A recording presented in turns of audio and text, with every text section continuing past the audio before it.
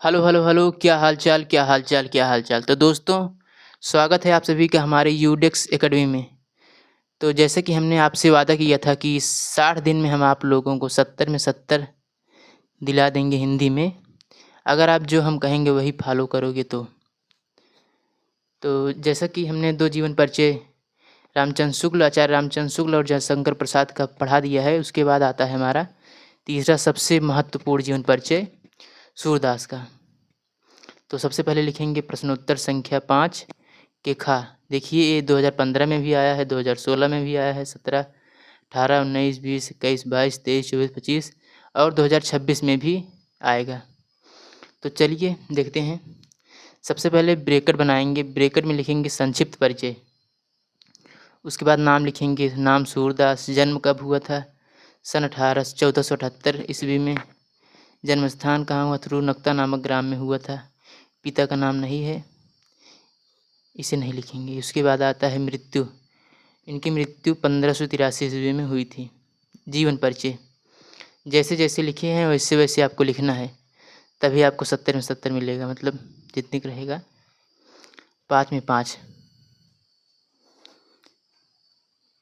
तो जीवन परिचय लिखेंगे। सबसे पहले लिखेंगे सूरदास जी का जन्म सन 1478 ईस्वी में वैशाख शुक्ल पंचमी संवत में हुआ था।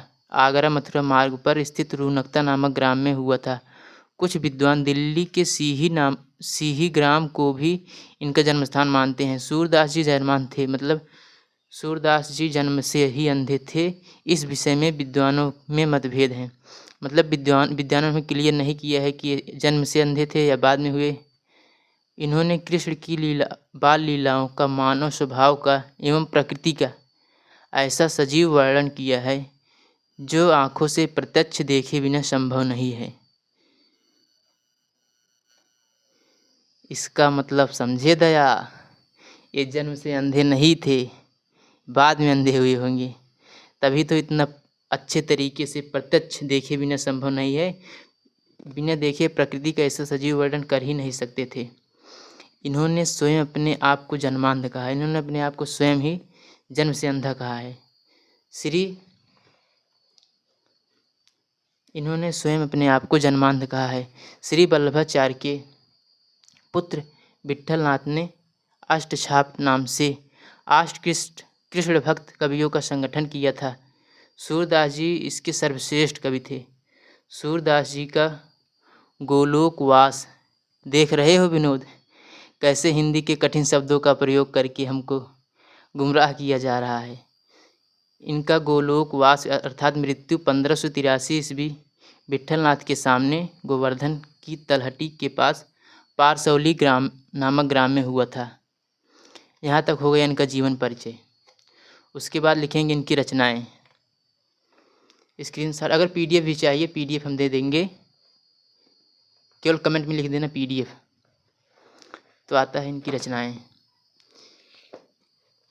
महाकवि सूरदास की निम्नलिखित 3 रचनाएं ही उपलब्ध हैं।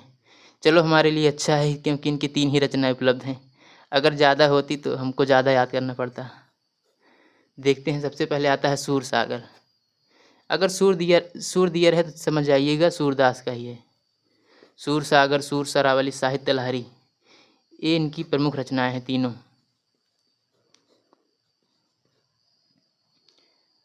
तो स्क्रीनशॉट लेना हो ले लो, नहीं तो हम इसका पीडीएफ भी दे देंगे अगर आप लोग कमेंट करोगे तो कमेंट में बताइए अगला वीडियो किस टॉपिक पर बने। अगला वीडियो किस टॉपिक पर बने। मिलते हैं नेक्स्ट वीडियो में, तब तक के लिए ओके बाय।